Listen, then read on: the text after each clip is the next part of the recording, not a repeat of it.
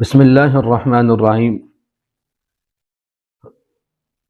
رمضان کے موقع پر اس طرح کے بہت سارے سوالات آتے ہیں کہ کیا سحری کھانا ضروری ہے؟ اگر کوئی سحری نہ کھائے تو کیا اس کا روزہ ہو جائے گا؟ اور خصوصاً سوال کرنے والے وہ لوگ ہوتے ہیں جو بڑے شہروں میں رہتے ہیں، جن کی لائف سٹائل اس طرح کا ہوتا ہے کہ وہ رات کو دیر تک جاگتے ہیں، اور اس کے بعد جب وہ سوتے ہیں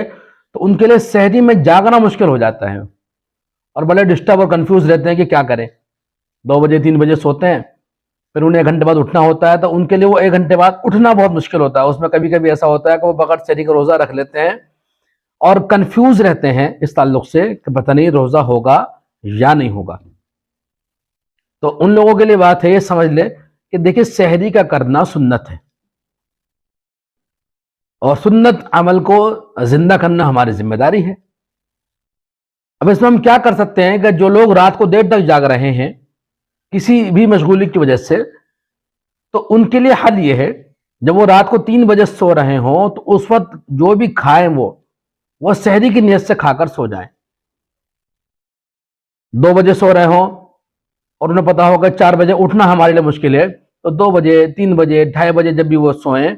تو وہ جو بھی کھا کر سوئیں تو وہ اس کو کھائیں سحری کی نیت سے، تو ان کی سحری ہو گئی۔ اب وہ سو سکتے ہیں،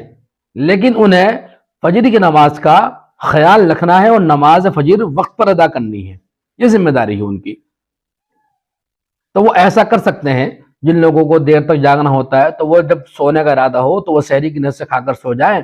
اور فجر وہ وقت پر پڑھ لے، تو سحری بھی ہو گئی اور ان کی فجر بھی ہو گئی ہے۔ لیکن اگر کسی کی سحری نہ ہو سکے کسی مجبوری کی وجہ سے،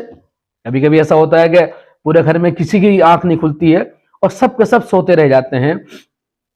اور سحری کا موقع نہیں ہوتا ہے، تو ایسی حالت میں بغیر سحری کے بھی روزہ رکھا جا سکتا ہے، اس میں کوئی حرج کی بات نہیں ہے۔